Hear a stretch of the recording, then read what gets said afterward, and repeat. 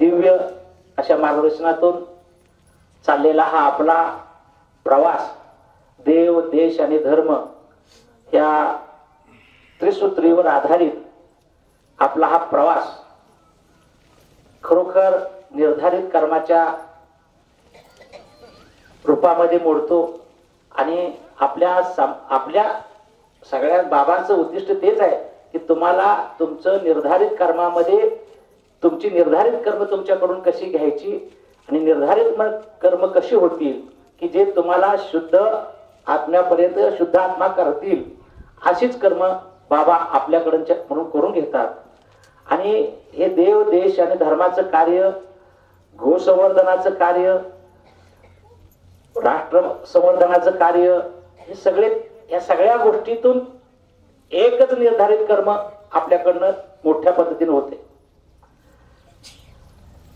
एकादशीचं महत्व असल्यामुळं आज अभंग असा आहे, कर्मे नित्य नैमितिक करावी ती आवश्यक, तेची होय शिवपूजा चित्त शुद्धी ते सहजा, मन स्थिरते कारण करा शंकराचे ध्यान, गुरु होऊनी शंकर ज्ञान उपदेशी सत्वर, तेने अज्ञानात. शिवाला काय अपेक्षित नाही की सतत सकाळपासून संध्याकाळपर्यंत बेलपत्रच वाट बसावं असं नाही. जे तुम्ही कर्म करणार आहे ते कर्म त्यांना जाऊन मिळणार आहे आणि त्याच्यामध्ये त्याची शिवपूजा घडणार आहे. हे लक्षात घ्या. जे आपण जे सकाळपासून जे करतोय किंवा चिंतन मांडतोय किंवा आतापर्यंत जे आपण कर्म केलं आलेलो आहे, जेव्हा तुमची गोमाता संवर्धन असेल, वृक्ष संवर्धन असेल, ह्याच्यामध्ये आपला भाव काय की हे बाबांचं कार्य आहे, देशाचं कार्य आहे, धर्माचं कार्य आहे आणि याच्यातून आपल्याला काही अपेक्षा नाहीत. ह्या भावावर आपण असं करतोय तेच कर्म शिवाला अपेक्षित आहे. त्याच कर्माची शिवपूजा त्यांनी मान्य केली आहे आणि त्याच्यामुळे काय होतंय, चित्त शुद्ध होते. चित्त शुद्ध होते तेच शुद्ध कर्म बनते. गुरु होऊनी शंकर ज्ञान उपदेशी सत्वर. आता पुढे काय म्हणले बघा, गुरु होऊनी शंकर. कोण गुरु झालेले आहेत बघा, गुरु होऊनी शंकर.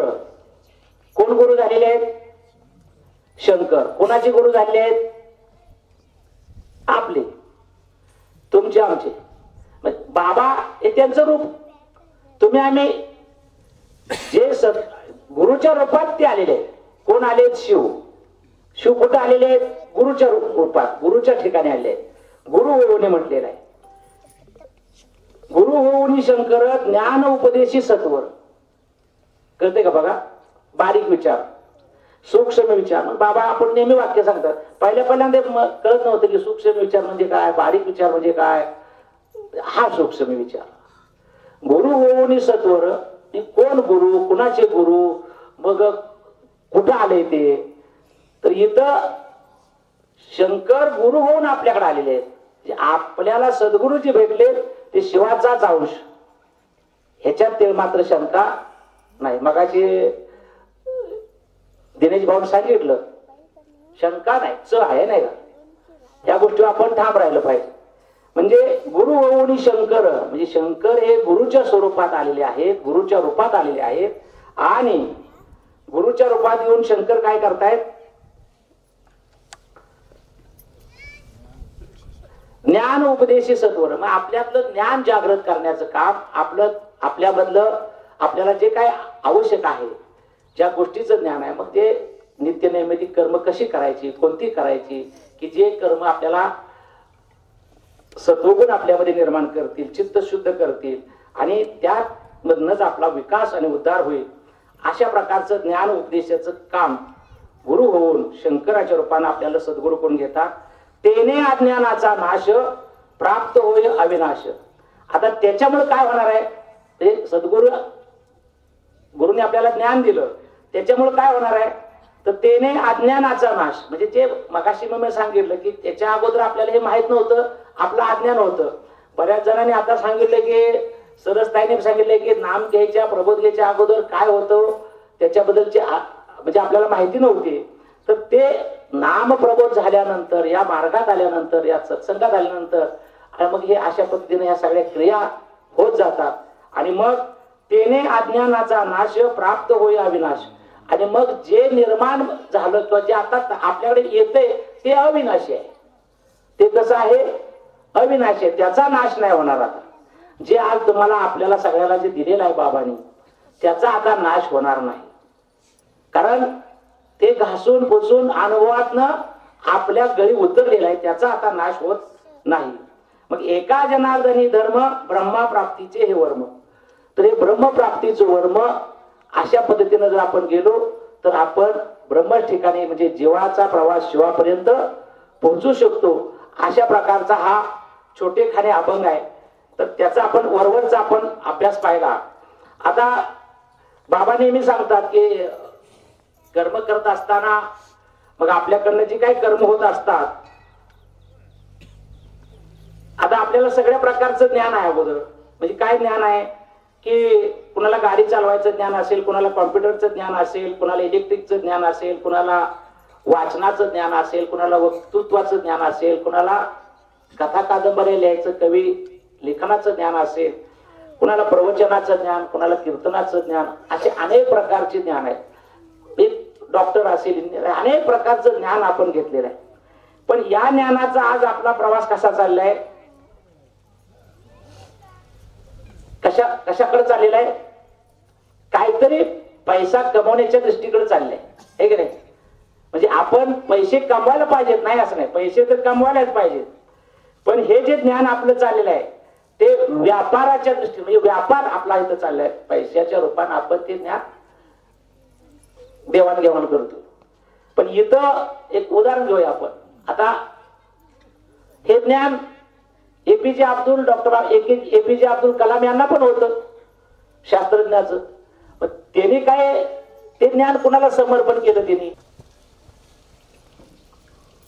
डॉक्टर एपीजे अब्दुल कलाम यांनी आपल्या ज्ञानाचा उपयोग देव, देश आणि धर्माच्या कामासाठी केला.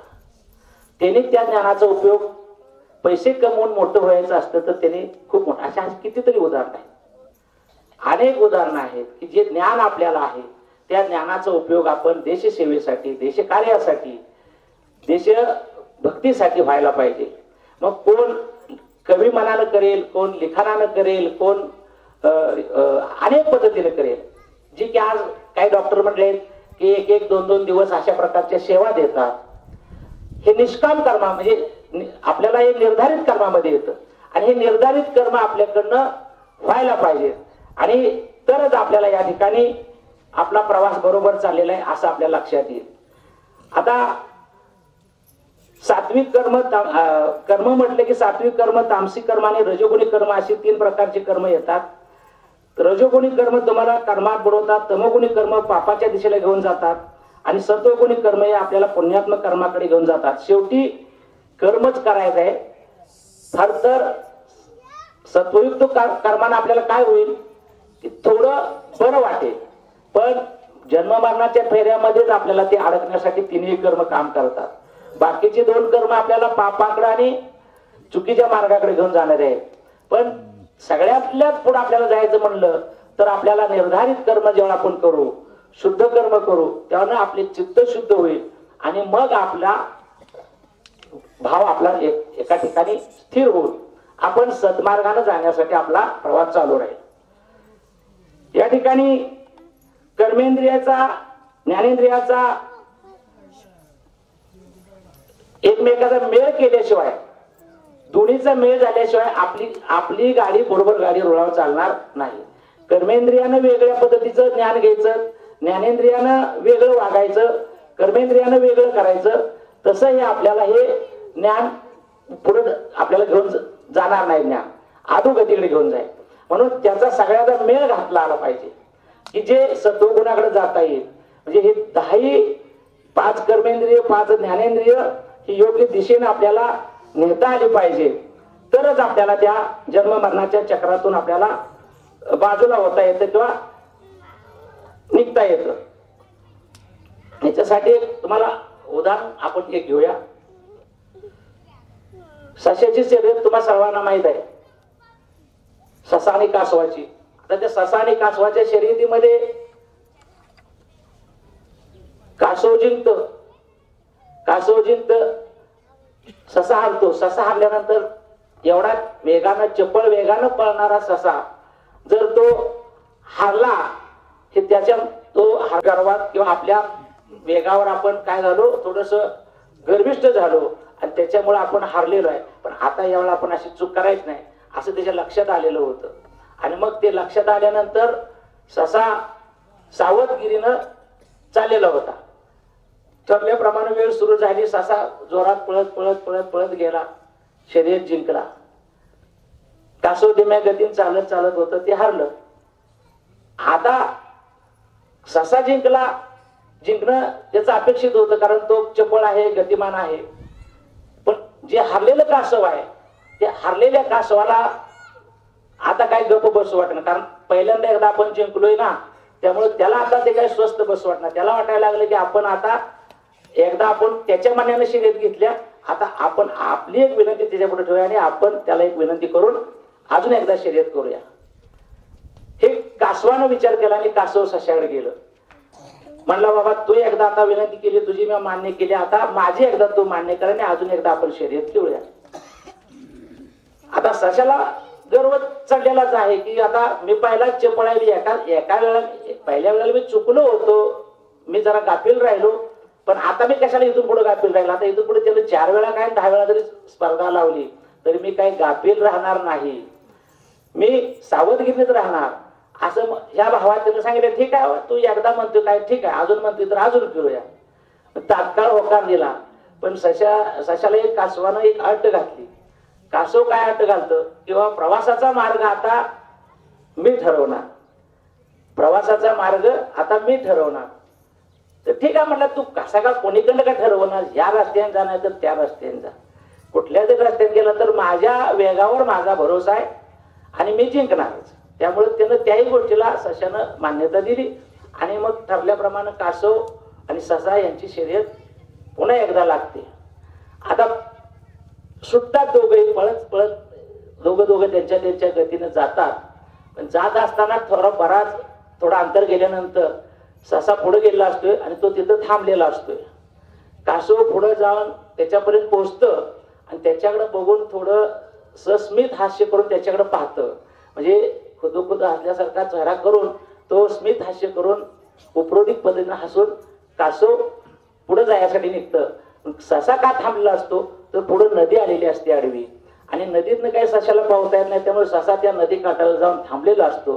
कासव त्याच्याकडे पाहतं आणि टुपकना उडी मारून नदीत पैल तीराला जातं.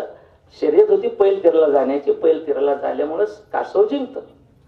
आता हा कथेचा भाग झाला. आता इथं पुन्हा तीच गती.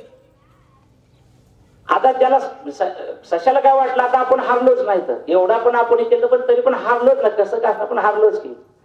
पण आता इथं सशानं बघा विचार काय केलाय. आता इथं गोष्ट संपत्या. आता इथनं पुढे बोध काय येतो लक्षात बघा.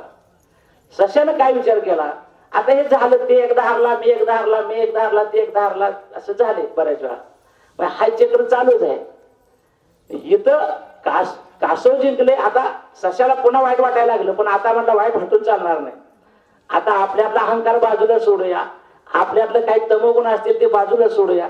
जे काय द्वेष मत्सर आलेला आहे तो बाजूला सारूया. आणि ससा कासवाकडे गेला आणि कासवाला विनंती केली. गड्या म्हणला तू एकदा दोनदा जिंकला मी जिंकलोय तू बी जिंकलाय पण आज मी हारलोय आत्ताच्या शर्यतीत. तर इथून पुढे आपण असं करूया आपल्यातली स्पर्धा आपण करायची नाही. द्वेष म्हणून किंवा गर्व म्हणून किंवा एकमेकाला कमी लेखायचं म्हणून किंवा तुझ्यापेक्षा मी कसा श्रेष्ठ आहे अशासाठी आपण स्पर्धा करायची नाही. जिथं जिथं पाणी असेल तिथं तिथं तुझ्या पाठपोळी मी बसेल आणि जिथं जिथं जमीन असेल तिथं तुला मी पाठपोळी घेईन. म्हणजे अशा पद्धतीनं जर जिथं अडचण असेल तिथं तुला मदत मला अडचण असेल तिथं तू मला मदत असं एकामेकाने जर आपण एकामेकाला मदत केली आणि आपल्यातलं वैर जर बाजूला सोडलं द्वेष जर बाजूला सोडला एकमेकाचे पाय वडायचं जर बाजूला सोडलं तर खऱ्या अर्थानं आपण निर्धारित कर्म करू शकतो आणि चांगलं काम करू शकतो. हा ह्याच्यातला बोध आहे. आता हाच विचार देव देश आणि धर्माच्या कर्मासाठी शिवछत्रपती शिवाजी महाराजांनी पण घेतलेला आहे. त्याचं उदाहरण घ्या. महाराजांनी जे हिंदवी स्वराज्य निर्माण केलं धर्माचं कार्य सांभाळण्यासाठी त्यांना स्वकीयांचाच विरोध झालेला होता, जास्त करून आपल्यातल्याच लोकांनी विरोध केलेला होता. पण सर्वांना एकत्र करून गुण्यागोविंदाने एका झेंड्याखाली आणून एक हिंदवी स्वराज्य निर्माण करण्याचं काम शिवछत्रपती शिवाजी महाराजांनी केलं. म्हणजे तशा पद्धतीचं कार्य हे अशा अहंकार बाजूला सोडून, द्वेष बाजूला सोडून, मत्सर बाजूला सोडून, जर एकमेकाचे पाय खाली ओढायचे हा विषय जर सोडून जर आपण एका वेगळ्या दिशेने जर आपण काम करायला लागलो तर निश्चितपणानं हे देशकार्य घडू शकतं आणि निर्धारित कर्म घडू शकतात. कारण या इथं भाव तयार काय होतोय की तुमच्या मधला जो मीपणा आहे किंवा हे मी केलं, मी करतोय, माझं आहे, मी जे असं जे चुकीचं आपल्याकडनं घडत होतं तो संपून जातोय विषय. भाव काय होतोय की आपण एकमेका सहाय्य करू अवघे धरू सुपंत, अशा पद्धतीने जर आपण गेलो तर निश्चितपणानं आपल्या सगळ्यांना निश्चितपणे एका जागेला चांगल्या ठिकाणी पोहोचता येते. हा या गोष्टीतून आपल्याला बोध घेता येतो. बरेच उदाहरणांची आपल्याला या ठिकाणी काम करत असताना अनेक प्रकारचं वातावरण गढूळ दिसून येतं. समाजामध्ये अनेक प्रकारची गढूळ वाढलेली आहे. आपण मगाशी सकाळपासून विषय चालला की हा आपल्या पासून आणि हे आपल्याला हे तर माहितीच आहे, पण आपल्याकडून बाजूच्या लोकांना सुद्धा हे कळालं पाहिजे आणि ते कळण्यासाठी आपला हा प्रवास आहे. हा प्रवास आपल्याला केला पाहिजे. कसा तर बाबा आपल्या आजूबाजूला काही लोक जी ह्याच्यामध्ये आलेली नाहीत, ते बाहेर आहेत, त्यांच्यापर्यंत हा विषय गेला पाहिजे. मग असे गांगडताईने सांगितलं की शेजारची प्लॉट मध्ये लोक विचारतात तुम्ही रेवांचं जाता कुठे, तुम्ही नेमकं काय करता. म्हणजे हा विषय त्यांना माहित नाही, पण तुम्ही नक्की कुठेतरी जाताय, नक्की काहीतरी करताय, नक्की कशाला तरी काहीतरी तुमचं चाललंय काहीतरी वेगळ्या पद्धतीनं. म्हणजे एक चांगला मार्ग तुमच्या पुढे त्यांनी ठेवले, तुम्ही त्यांच्या पुढे ठेवताय. म्हणजे ते हळू का होईना पण ते त्यांच्यापर्यंत पोहोचते. मग युट्यूब चॅनल मधनं असेल, तुमच्या फेसबुक लाईव्ह मधनं असेल, पण ते त्यांच्यापर्यंत पोहोचणं गरजेचं आहे. हा विषय त्यांच्यापर्यंत गेला पाहिजे, विषय प्रयोजन त्यांच्यापर्यंत पोहोचलं पाहिजे. आणि हे विषय प्रयोजन जसं जसं आपल्याला रुचत जाईल, मुरत जाईल. मग अशी कोणी सांगितलं की ते सतत ऐकण्यामुळे ते मुरलं जाते आणि मग शरीरच अवघं शरीर तशा पद्धतीनं कृती करायला लागतं. सतत ज्या गोष्टी आपल्या कानावरती पडतात, डोळ्यांनी पाहायला मिळतात, सतत कानाने ऐकायला मिळतात, डोळ्यांनी पाहायला मिळतात, त्याच गोष्टीचं शरीर वर्तन तशा पद्धतीचं शरीर वर्तन करायला लागतं. एखाद्या प्राणी समजा कुत्रा असू द्या, गाय असू द्या, आता जे गोमाता पाळतायत त्या गोमातेजवळ गेल्यानंतर तुमचा स्पर्श त्या गायीला लागल्यानंतर त्याच्या शरीरावर त्याच्या लहरी उठतात. त्या शरीरावरती हात आपण ठेवल्यानंतर त्या शरीराचं असं कंपन पावलं जातं, त्याच्या ज्या लहरी उठतात. तर तिथं तुमचा स्पर्श त्यांच्यापर्यंत तो सुखदपणा पोहोचवतो. म्हणजे हे घडलं पाहिजे, हे जमलं पाहिजे आणि त्याचा अनुभव पण आपल्याला आला पाहिजे. हे अनुभव घेता आले पाहिजे. हे अनुभव घेणं म्हणजेच ह्या गोष्टी आपल्याला समजल्या असं त्याचा तर त्याच्यावर त्या दृष्टिकोनानं पाहिलं पाहिजे. दिनेश भाऊने सुंदर उदाहरण सांगितलं की ते मालकाला शांत खाली मारल्याशिवाय ते कुत्रा शांत झालेला नाही. कारण मालकाशिवाय आपण काय करू शकत नाही. हे सगळं जगाच्या मालकाला आपल्यापर्यंत पोहोचवण्यासाठी हे संत त्यांच्यापर्यंत आपल्याला घेऊन जात आहेत. त्या सगळ्यांच्या पर्यंत आपला प्रवास करण्याचं काम संतांच्या थ्रू जाते आणि म्हणून हे आपल्याला महत्वाचं समजून आलं पाहिजे. विषय हे प्रयोजन कळलं पाहिजे.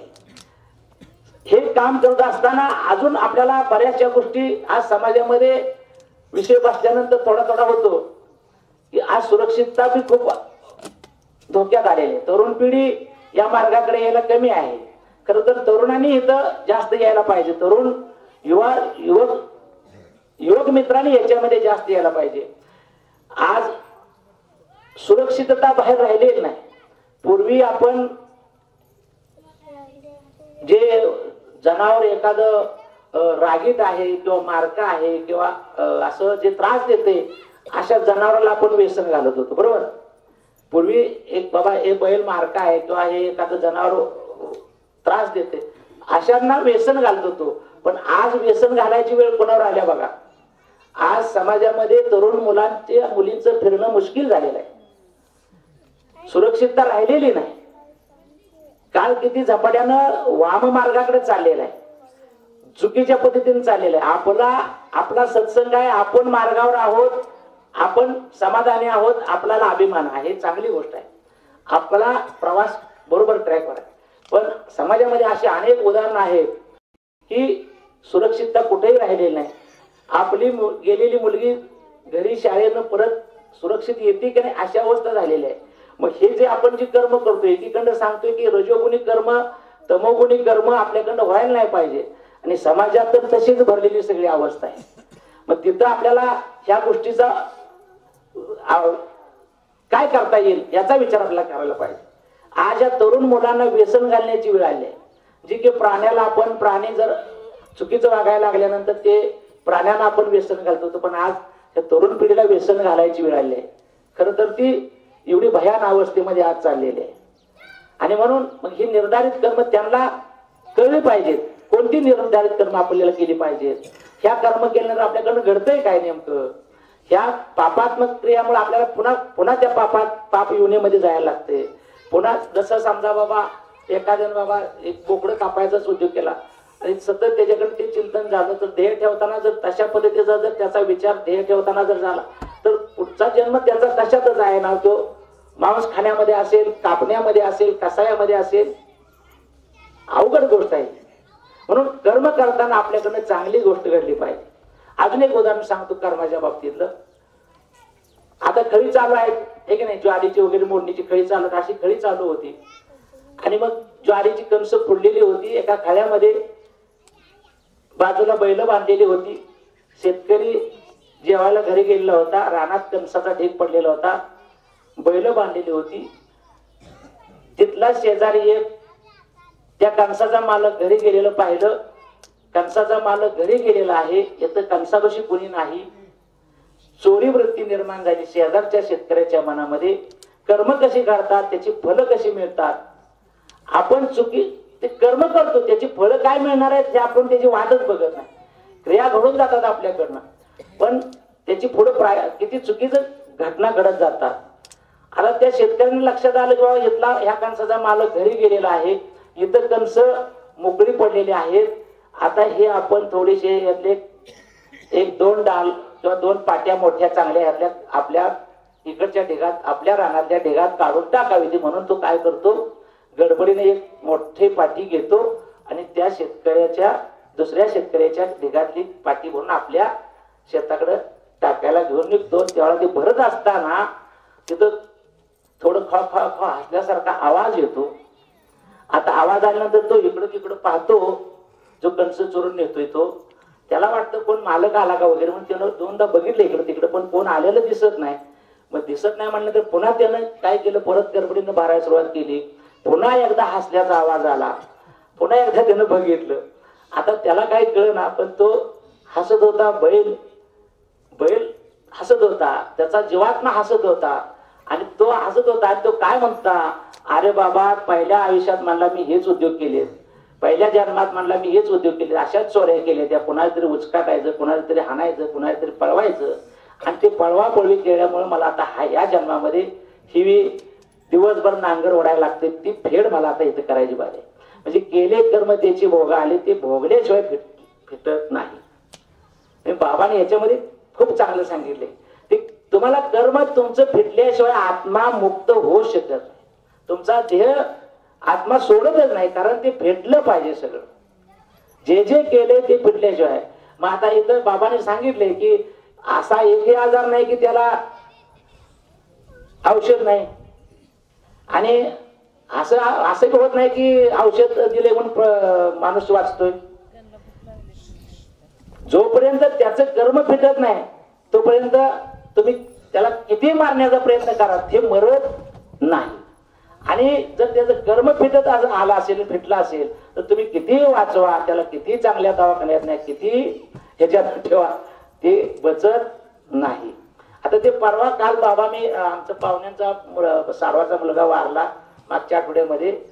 आता तुम्ही मला हे आपण ह्या ज्ञानात असल्यामुळे मला ते क्लिक झालं की बाबा ह्याचं कर्म आहे त्या पद्धतीनं त्याचा असा आलेला आहे. हा याचं प्रारब्ध एवढा आहे, याला दिलेले श्वास भगवंतानं दिलेला श्वास तेवढे, त्याचे श्वास संपले ते तिथं, जिथं श्वास संपले तिथं त्याचं होणार आहे.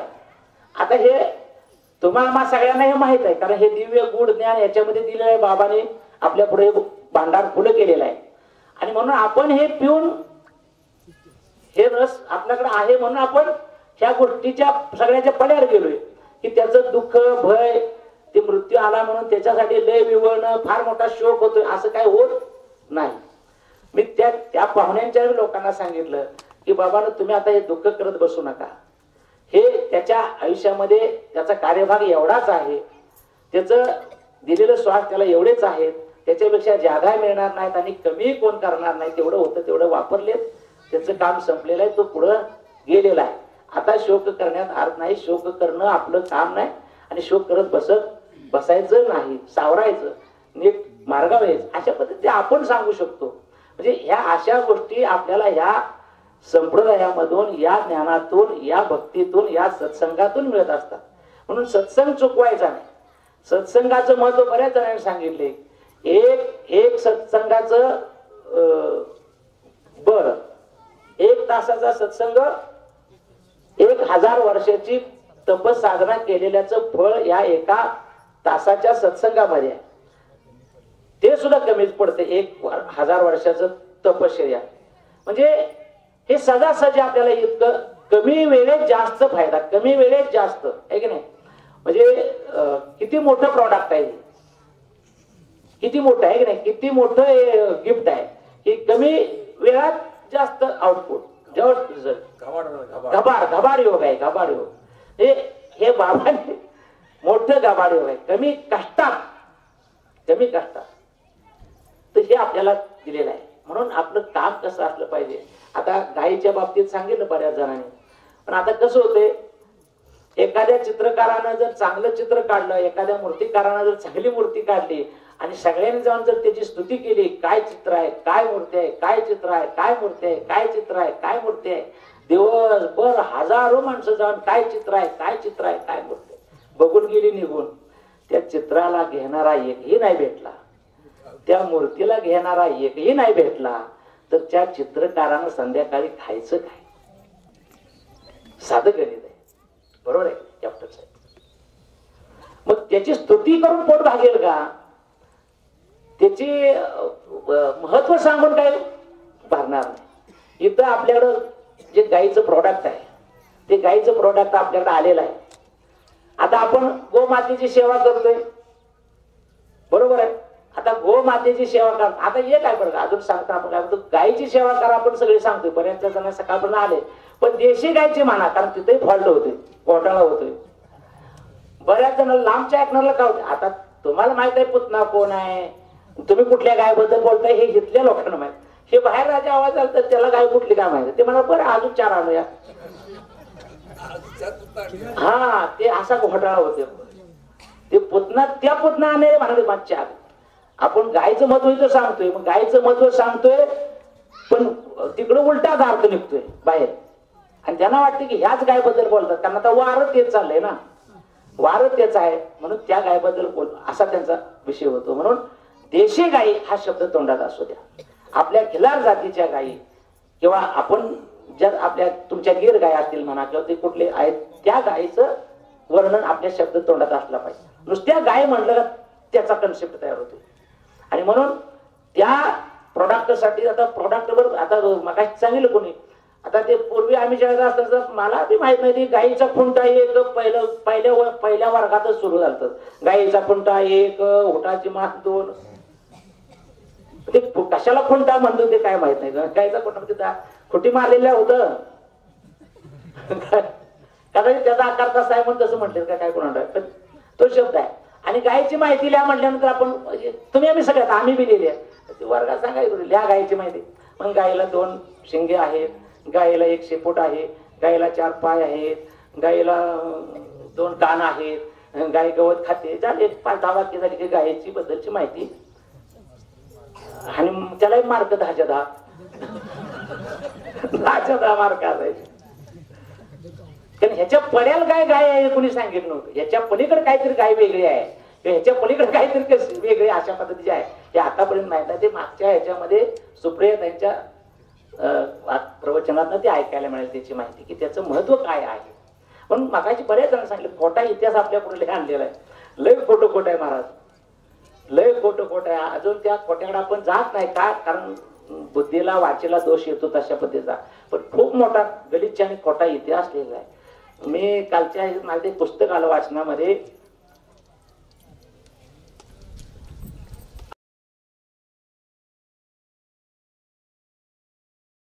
आद्य क्रांतीवीर राजे उमाजी नाईकांच्या ह्याच्यातलं. तर आद्य क्रांतीवीर राजे उमाजी नाईकांना कोणी पकडून दिलं आहे का माहित कुणाला? नाही माहिती. बहिणीने पकडून दिलं. बरोबर सांगितलं याने, बरोबर सांगितलं, कारण त्यांना तेच कळलं होतं ना. खोटा इतिहास आहे हा महाराज. आद्य क्रांतीवीर राजे उमाजी नाईक हे हिंदवी शिवाजी महाराजांनंतर शिवाजीच्या सारखंच हिंदवी स्वराज्य निर्माण करण्यातला एक पहिला क्रांतिकारक आहे राजे उमाजी नाईक. आणि त्या काळामध्ये त्याचं 5000 सैन्य पगारदार होत उमाजी नाईकांचं. उमाजी नाईकांचा खोटा इतिहास लिहिला गेला की त्याला त्यांच्या बहिणीनं पकडून दिलं. की अखंड रामोशी समाजानं त्यांच्यावरचा, आपल्या बहिणीवरचा विश्वास उडला पाहिजे. त्यांनी बहिणीला घरी कधी नाही आणली पाहिजे आणि एकही भाऊ आपल्या बहिणीच्या घरी गेला नाही पाहिजे. हा फार मोठा त्याला षडयंत्राचा भाग आहे. खोटा इतिहास लिहिला बंधूंनो. इतिहास असा आहे, त्याचे पुरावे आहेत. त्र्यंबक कुलकर्णी नावाच्या व्यक्तीनं राजे उमाजी नाईकांना इंग्रज सरकारनं फार मोठं बक्षीस लावलेलं होतं. एवढी बिगत जमीन, एवढं रोख मोहरा, अशा पद्धतीचं ते बक्षीस होतं. त्या पत्रामध्ये उल्लेख आहे. तशी पत्र त्या ब्रिटिश सरकारकडे त्या त्र्यंबक नावाच्या व्यक्तीने केलेली, कुलकर्णी त्र्यंबक कुलकर्णी नावाच्या व्यक्तीने केले तसे पत्र व्यवहाराचे पुरावे आहेत बकरीमध्ये. ते त्या पुस्तकामध्ये मांडलेले आहेत. मलमे नावाचे लेखक आहेत, त्यांनी ते सादर केलेलं आहे त्याच्यामध्ये. आणि आपल्या पुढे आलेला इतिहास की त्यांच्या बहिणीनं त्यांना पकडून दिलं. आणि म्हणून अखंड आपण आज पण म्हणतो की म्हणजे बहिणीवरचा विश्वास, म्हणजे हा किती खोटा इतिहास आपल्यापर्यंत आणलेला आहे. असा बराच खोटा इतिहास आहे, बराचसा खोटा इतिहास आहे. हे थोडं थोडं थोडं आता कुणीतरी बोलायला लागले, कुणीतरी सांगायला लागले, कारण हे सांगणं गरजेचं आहे. सांगणं गरजेचं आहे. बाबांनी पाऊल टाकले ते बरोबर आहे, पण बाबा तुमचं काम दोन पॉइंटवर चालू आहे. 2 पॉइंटवर चालू आहे. एक की अध्यात्मातून हे पुढे न्यायचं, आणि दुसरीकडं हे स्तोम चाललंय ते थांबवायचं.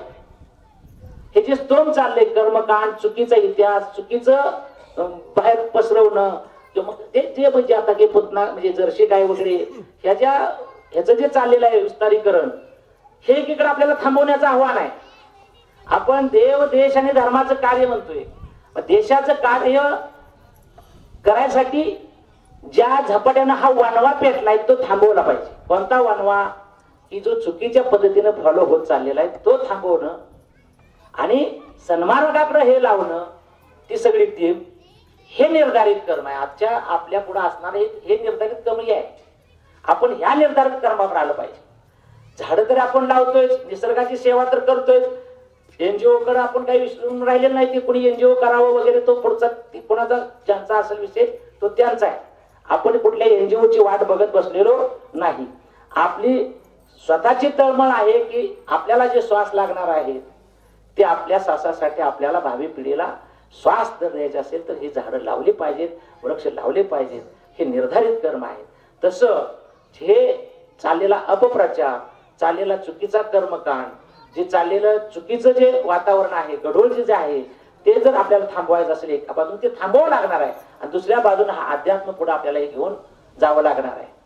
नुसता आपल्याला अध्यात्म सांगत बसलो आणि हे तसंच वनवा चालू ठेवला तर आपण किती बी फक्त आपला इतिहास नोंद घेईल, पण बदलायला बराचसाच कालावधी जाईल. कारण किती वर्षापूर्वीच हे जटिल जळमट आहे, हे की नाही. 800 वर्ष कोणतरी सांगितलं मगाशी मुघलांनी राज्य केलं. 800 बरोबर ना? कुणाला तरी आले की मगाशी प्रवचनामध्ये 800 वर्ष मुघलांनी राज्य केलं, ब्रिटिशांनी 200 वर्ष केलं. 1000 वर्षानंतर म्हणजे जे आपल्याकडे जे होतं, आता 1000 वर्षामध्ये सोने की चिडिया असणारा हा भारत देश, ह्याच्यातनं जेवढं म्हणून येत आहे, मोहन गुरुंनी तर 18 स्वाऱ्या केल्या, हे की नाही. 18 स्वाऱ्या केल्या. आणि त्या स्वाऱ्याला जे हत्ती घोड त्याच्यावर जेवढं म्हणून जे काय लादता येईल तेवढ्या पद्धतीने इथून ती घेऊन, सोनं असेल, हिरे असेल, माणके असतील, जड जवार काय जे जे जे नेता येईल, जे आता ते काय काय मेवान फोटा नेत बसेल का, ते काय असली चिल्लर नेत बसेल का, ती काय कुठल्या लोखंडाची भांडी, पितळेची भांडी, चांदी तुमची ह्याची भांडी नेत बसला का मडकी, ते नेताना सिलेक्टच नेणार आहे ना. लूट नेताना ती काय नेणार आहे, जे मौल्यवान आहे ते नेणार आहे, की जे ज्याची किंमत भरघोस आहे. मग अशा 17 स्वाऱ्या त्यानं केल्या. त्यांनी लुटलं, ब्रिटिशांनी लुटलं, प्रत्येक मोगलाने लुटले. लुटून लुटून राहिले तरी एवढा आहे बघा. म्हणजे जे तुकाराम महाराजांना आहे ते सगळं धान्य पाखरांनी खाऊन टाकलं, नुसते पिशा बडावा, पिशा बडवलं तरी ढीगभर पिकते. म्हणजे एवढं लुटून नेलं तरी आपल्यात अजून इतकं शिल्लक आहे. हे लुटून नेलं तरी एवढं शिल्लक आहे. म्हणजे आपल्याला जर ते सगळं असतं तर आपण किती समृद्ध झालो असतो. म्हणजे आपल्याला चांगल्या मार्गावरती राहता आलं असतं, चांगलं वागता आलं असतं. जी की आपल्यातली जी गुरुकुलं नष्ट केली, किती भयान अवस्था आहे. गुरुकुलं नष्ट केली. आज हे गुरुकुलच आपलं चाललंय. हा गुरुकुलाचाच विषय आहे. हा आपला गुरुकुलाचा आपण आदेश पाळतोय, गुरुकुलाचा आपण तत्व पाळतोय, म्हणून आपलं कार्य जोमात चालू आहे. काही ठिकाणी गुरुकुलात कोण सांगत बसत नाहीत, फक्त काय म्हणतात त्याला, आपण जे उपानतात ना, उपानतात ते उपन्नी माहित आहे ना, उपन्नी वारा आलं ते धान्य उपनीला लावतात आणि मग ते काय म्हणतात त्याला, फोलपट असतात, ते पडायला जातात, चांगलं धान्य ते खाली पडतं. तिथं कसं असतंय, जे वाऱ्यात गेला ती गेला, खाली टिकला ती टिकला, वाऱ्यात गेला ती गेला. म्हणजे तिथं कोण बघत नाही ती वाऱ्यात गेलाय तिकडे, वाण तिकडे गेले, त्या ह्याच्यात धान्य गेले, कोण बघत नाही. तसं बाकीच्या संप्रदायामध्ये चालू आहे. गेलेलं तिकडं गेलं. पण इथं आपल्याला काय करायचं आहे, की इथं आपल्याला सगळ्यांना बरोबर घ्यायचं आहे. इथं सोडून द्यायचं नाही कुणाला वाऱ्या, असं आपण बरोबर घेऊन चाललोय. बाकीच्या संप्रदायामध्ये काय सांगतात, सोडून देतात, जा तिकडे कर मर, ठीक तू कर, नाही तर तिकडे कसा माळ घातल्यास मग ते सांगतात ना, बाबा काय वाक्य ते नाही नाही, ते नळे फुंकले सोडणार, इकडून तिकडे गेले वारे आहे की, पण ते करकंडची वारी. हा, रामकृष्ण मन रामकृष्ण हरी आणि कर पंडितची वारी, मन रामकृष्ण हरी कर पंडितची वारी. बरेच जण आहेत. मला एक जण एक आमच्यात एक भेटला असा, एका वारीला गेला, त्याला बरेच जण म्हणले माळ घालतो, जरा वाकडा तिकडा वागतोय, जरा चुकीचा वागतोय, असं तसं माळ घातल्यावर जरा मापात येईल वगैरे असे जरा सांगितलं त्याला. म्हणजे माप घातल्या, माळ घातल्यावर जरा मार्गात येतं, जरा मग माळ घाल. त्याला वाटलं माळ घातल्यावर मापात येते, म्हणजे हे घातल्यावर बरोबर नसतं तेवढं, म्हणजे घातल्यावर बरोबर वाटतं, त्याचा कन्सेप्ट असा.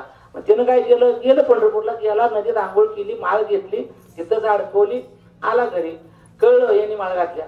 मग मी म्हणलं कोणाकडे घातली, काय नाही ना म्हणा, असाच गेलो, नदीत आंघोळ केली, माळ घेतली, विकत घातली, आलो, माळ घालायला सांगितली, घातली. आणि म्हणलं अशा जर माळा घालून जर काही ज्ञान होत असेल, जर मार्गाला येत असेल, तर मग संत परंपरा राहिली असते, कारण संतांचं काय काम राहिलं असतं. मग अरे तसं नाही बाबा, ही संत परंपरेची रीत आहे, हे संतांकडनं आलेलं आहे. तुमची परमेश्वराची भेट, हे गुह्य ज्ञान ते संत परंपरेनं आलेलं सद्गुरू सांगतात. हे अशा माळा घालून कोणी सुधारणार नाही, ते तसं सुधारायचं तत्वच नाही, ते ह्याच्यात बसत नाही. असे बरेच नाही, तो खरं ज्ञान त्यांच्यापर्यंत पोहोचतच नाही आणि कोणी सांगायच्या भानगडीत पडत नाही. आणि सांगतात ते तेवढ्या पुढे सांगतात, पुन्हा त्याचा आउटपुट घेत. आपल्यात कसं होतंय, आउटपुट घेतोय खूप मोठा आहे. बा तुम्ही काय विषय घेतलाय, तुम्ही कुठपर्यंत अभ्यास केलाय, तुम्ही किती चिंतन केले, तुम्ही काय बोलणार आहे, तुम्ही तयारी केल्या का नाही, मग तुम्ही कुठपर्यंत आलाय त्याचा वाचनाचा प्रवास. इथपर्यंत आपण त्याच्या पाठीमागं त्याचा, जसं की एखादी आई बाळाला वाटी घेऊन त्याच्या मागं जिकडं पडेल तिकडं ते चारत जाते, चारत आहे की नाही. खा बाबा, हे खा तो, हे खाय. तिकडे गेला, पाण्याकडे गेला, तिकडं वाटी, इकडं आला मंडपात, तिकडं वाटी, तिकडं घरात गेला वाटी. वाटी सद्गुरूच्या हातात, आपल्या सद्गुरू घेऊन आपल्या मागं आहेतच. घ्या घ्या घ्या, तू कुठेही जा, पण मी तुझ्या माग आहे, मी सोडत नाही. तुम्ही कुठेही जाण्याचा प्रयत्न करा, बाबा बरोबर तिथं वाटी घेऊन आपल्यापाशी हजर आहे. एक आपल्याला खूप मोठं हे गभार आहे आणि हे आपल्या संप्रदायाचं खूप मोठं वैशिष्ट्य आहे. हे प्रोडक्ट जे आहेत ह्याचा रिझल्ट खूप चांगला आहे. याचा रिझल्ट मी वापरले, मी मागच्या ह्याच्यात आलेले आहेत, आता जाताना मी पण घेणार आहे. कारण त्याचा रिझल्ट असा आहे, जे गोमूत्र आहार काय, ते रोज जर पिलं 10 मिलीचं काहीतरी प्यायचं, त्याचंही आहे मार्किंग. 10 मिली प्यायचं आहे, पिलं अगदी शांतपणे, खोटा वगैरे ओके, कुठलं काय घ्यायची गरज नाही. कोठ्याला छान आहे, शरीरातलं दूषित घटक बाहेर टाकण्याचं काम ते अतिशय चांगलं करते. साबण त्वचा रोगाला, केस चांगले व्हायला त्वचेला खूप चांगले आहेत. म्हणजे त्याचा रिझल्ट आहे. मी वापरले, मी वापरून मी सांगतो, मी वापरलेले आहे ते साबण. हे त्वचेला चांगले आहे. त्वचेला कुठं ते खाज जर होत असेल, खाज होते ते चांगलं आहे. कारण मला ती खाज होत होती हाताला वगैरे, म्हणून ती वापरली तरी माझ्या हाताची खाज बंद झालेली आहे. त्याच्यामध्ये ती पॉवर आहे त्या साबणामध्ये. म्हणजे हे जे प्रोडक्ट आहेत हे आपण बाहेर कोणाचे नेहमी आपण मागे विषय झाला की ज्यांनी ते हिरो हिरोईन जे साबणाच्या ऍड करतात ते कधी वापरतच नाहीत. ते वापरत नाहीत आणि ऍड मध्ये करतात, लक्ष वापरा, आणखी कुठला असेल ते वापर, आणि ते वापरत नाही. आपल्या वापरत आपण मी ते बघून घेतोच. आता ते मोती साबण एक बघा, काय मला त्या मोतीचं काय गणितच कळलं नाही अजून. मी मोती उठा असं गती स्नानाची आंघोळ काही वेळ झाली, उठा स्नानाची 8 दिवस आपण ती पोरगे पळतं बघा सगळे राबत आणि ती मोती स्नानाची. आता त्या मोतीचं काही म्हणजे बाकी कुठला त्याचा रिझल्ट नाही. चांगला वास पण येतो अशातला काही भाग नाही. तुम्ही आता मी वापरले म्हणजे वापरले दिवाळीला असेल घरी सगळे नेते आपण. आता ते काय झालं प्रोटोकॉल, तुम्ही 10 जणांनी जर मोती नेला आणि मी जर 3रा नेला तर मला हे जरा हलकटच दिसते. कारण मोती घेतला म्हणजे चांगलं असं एक समज आहे. म्हणजे सगळ्याच्या दुसऱ्याच्या समाधानासाठी सुद्धा ते असं काय हा घोटाळा होते. म्हणजे आपल्याला जे चांगलं आहे, जे सद्गुणी सांगतायत ते आपण घेत नाही. आपलं आहे, आपलं चांगलं आहे, आपल्याला चांगलं आहे म्हणून आपले सद्गुरू सांगतायत, त्याच्यावर आपला ठाम विश्वास पाहिजे, दृढ विश्वास पाहिजे, दृढ निश्चय पाहिजे. आणि हा दृढ निश्चय, दृढ विश्वास जेव्हा आपण करू तरच आपण यातनं सक्सेस होऊ. आणि यातनं आपल्याला तरुण जाण्यासाठी सद्गुरूच आपल्याला सानिध्य महत्वाचं आहे. सद्गुरू सेवा, सद्गुरू सानिध्य, सद्गुरू लीनता. प्रत्येकाच्या ठिकाणी जो लीन झाला होता त्याने कोंडिली आनंदा. हे वाक्य नुसती ऐकायसाठी नाही. मग बाबा प्रत्येक रात्री तुम्ही सांगितलंय की कृष्णा तुला मी ताकीद करते, कोणाच्या घरी कधी जाऊ नको. किती मोठा अर्थ सांगितला.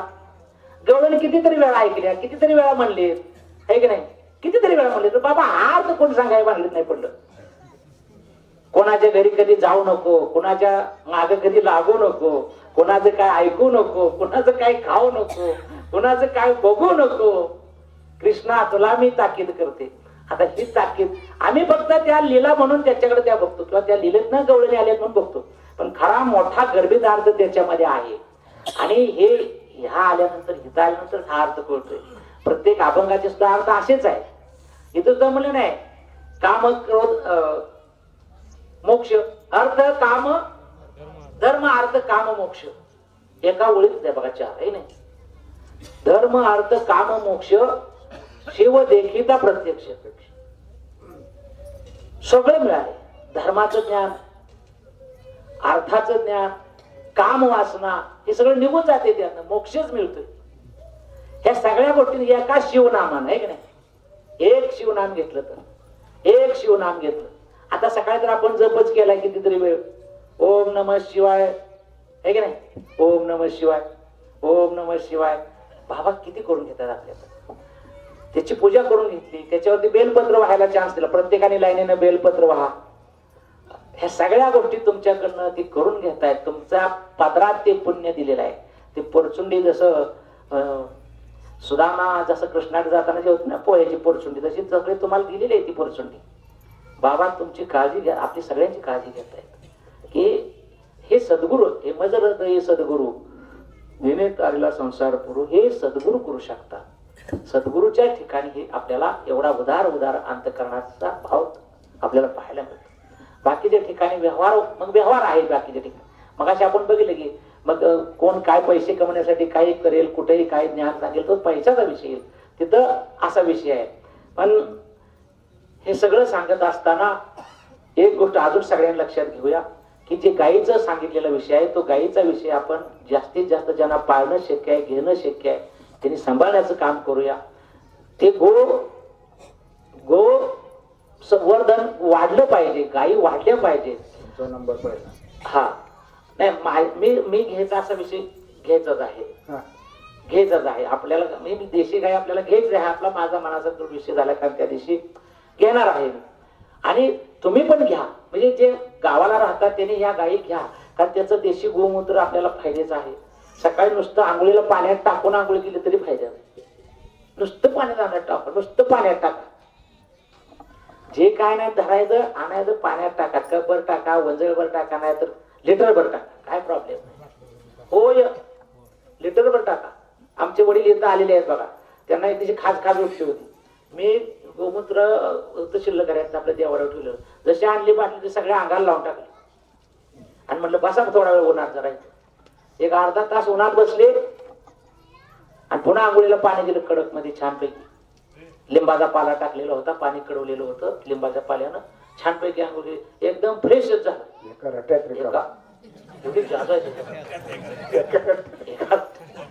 आहे ते मी केलंय ते सांगतो मी, काय असं नाही कुणाचं ऐकून नाही, मी केलेला प्रयोग आहे, मी करतो घरी तर आता मी करतो. कसं करतो बघा, नेगुडीचा पाला, लिंबाचा पाला, करंजाचा पाला हे आणायचं, पाणी आपले बाहेर तापलेलं असते, पातेलं त्याच्यात टाकायचं, खालनं जाळवायचं, मस्तपैकी पिवळं झरद पाणी होते, अगदी सुवर्ण पत्र असल्यासारखं. पाण्याला रंग येतोय पिवळा झरद, कडक कडक आंघोळ करा, इतका अंग शेकून बी निघते आणि ती आयुर्वेदिक असल्यामुळे त्याचा फायदा बी होतो. हात पण आकड्यानं करायचं. आपली संस्कृती आहे. पूर्वीच्या बायका, जुन्या बायका करतात बघा, ते आंघोळ करताना तशा पद्धतीचं पाणी किंवा गोमूत्र सुद्धा घेऊन त्याच्यामध्ये लिंब घ्यायचं, लिंब त्यात पाण्यात पिळा, त्वचेला लावा, सगळं अख्खं लिंबू घ्यायचं, त्वचेला लावायचं, थोडस थांबायचं, ते आत मुरू द्यायचं, जरा उतरू द्यायचा त्याचा रस, नंतर आंघोळ करायचं. ते तुमचा डव फुल काय कामाचा नाही, देव वापरूच नका. हे म्हणजे आपलं कसं होतं, आपलं सगळं चांगलं आहे ते आपण ठेवलंय झाकून, आणि ते चुकीचा इतिहास पुढे आलाय बघा. असं म्हणजे मला काय सांगितलं, ते चुकीचं सगळं पुढे लागले हो. ह्या खाण्यापिण्याच्या सवयी सुद्धा सगळ्या चुकीच्या झालेल्या आहेत. मग तुम्ही सांगितलं, इकडे वडापाव ठेवला, इकडे ड्रायफ्रूट ठेवले, कोण खाते ती ड्रायफ्रूट बघत नाही, हे वडापाव पहिल्यांदा उचलते ते ठेव. असं होते, म्हणजे आपल्याला हे सगळं चुकीचंच आलंय, आता सगळं चुकीचंच आपल्या पुढे लागले. मग ह्याच्यातून आपल्याला हा आपला देवा तेवढ ठेवायचा आहे, ह्याच्यातून आपल्याला हे पुढं आपलं ज्ञान पुढे सरकवत न्यायचं आणि आपण दुसऱ्याला सांगायचं. आपण पण त्याच्यात बदल करून आपण दुसऱ्याला सांगणं हे गरजेचं आहे. म्हणून गाईच्या बाबतीमध्ये हे सगळे प्रोडक्ट आहेत, ते आपण विकत घेतले पाहिजेत, आपण वापरूया. आपण वापरायला सुरुवात करू तर आपल्या बाजूचे, आपल्या शेजारचे, आपल्या अवतीभोवती असणारे मित्रमंडळी त्याचा आपलं बघून ते वापरू शकतील. हळूहळू याचा प्रसार होईल, हळूहळू याचं वटवृक्षामध्ये रूपांतर होईल, हळूहळू मोठं याचं तुम्हाला मोठ्या पद्धतीने मागणी वाढेल. म्हणजे हे लावलेलं येवलेसे रोप लावेले द्वारे त्याचा वेलो गगनावर, तसं हे येवलेस लावलेली गोशाळा केलेली, तिचं मोठी गोशाळा व्हायला पाहिजे. अशा अनेक गोशाळा व्हायला पाहिजेत आपल्या संप्रदायामध्ये. अशा प्रकारे जर आपण प्रयत्न करत राहिलो आणि प्रसार करत राहिलो तर निश्चितपणानं आपल्याला या देशी गायीचं संवर्धन करण्यामध्ये अनेक आपल्याला लोक साथ करतील. परवा बाबा एक लग्नाला गेलो, मी बेवनूर एका मिनिटामध्ये सांगतो. बेवनूरला जत तालुका, इकडं कर्नाटकमध्ये बेवनूर गाव आहे, सोलापूरच्या जवळ आहे, सोलापूर पासून एक 15 किलोमीटर अंतरावर आहे. बेवनूरला लग्नाला गेलो होतो आणि तिथलं लग्न झालं आणि सोलापूरला एक मित्र आहे, त्या मित्राकडे म्हटलं जावे तर एवढ्या लांब तर मित्राकडे जावे म्हणून मी सोलापूरला निघालो होतो. गाडी सोलापुराच्या शहरात गेली आणि उन्हाचा असाच रट पडला होता. दुपारचा 3-3:30ला मी तिकडे गेलो होतो, 12-12:30 लग्न करून. आणि दुपारच्या वेळेत एक ठिशी गाय, जे असे जे नंदी गाय असतात ना, नंदी गाय, अशा प्रकारची मोठी दूरच्या दूर काय देखणी गाय, मला ती बघितल्या. आता त्या गायीचं महत्व कळल्यामुळे माझं लक्ष चटकन त्या गायीकडे गेलं.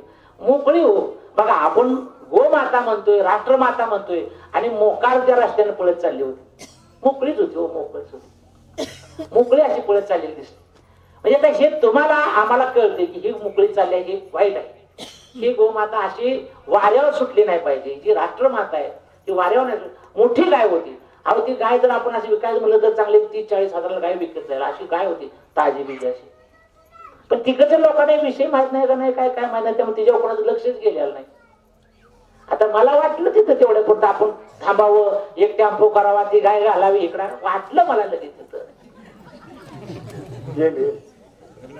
पण ती कसं आला, आता मी गेलो गाडी भाड्यानं करून दुसऱ्याची, लग्नाला माझ्या बरोबर दुसरी असं. पण तिथं तो माझ्या मनात हा विषय म्हणजे चुटकी सरशी तो विषय माझ्या मनात उभा राहिला आणि माझं मन मी थोडा हेलावलं त्या गोष्टीकडे बघून. तर आहे अशी वस्तुस्थिती बऱ्याच ठिकाणी तुम्हालाही पाहायला मिळेल. तर ह्या गोष्टीकडे आपण थोडं लक्ष देऊया. जिथं जिथं आपल्याला असा प्रसंग दिसेल तिथं तिथं आपण सांगण्याचा प्रयत्न करूया आणि हे थोडं थोडं वाढवत वाढवत वाढवत जाऊया. झालेली सेवा सद्गुरू चरणी अर्पण करतो. एकदा अभंग वाचतो घेतले. एकदा अभंग मगाचा बघा. कर्मे नित्य नैमित्तिक करावी ती आवश्यक.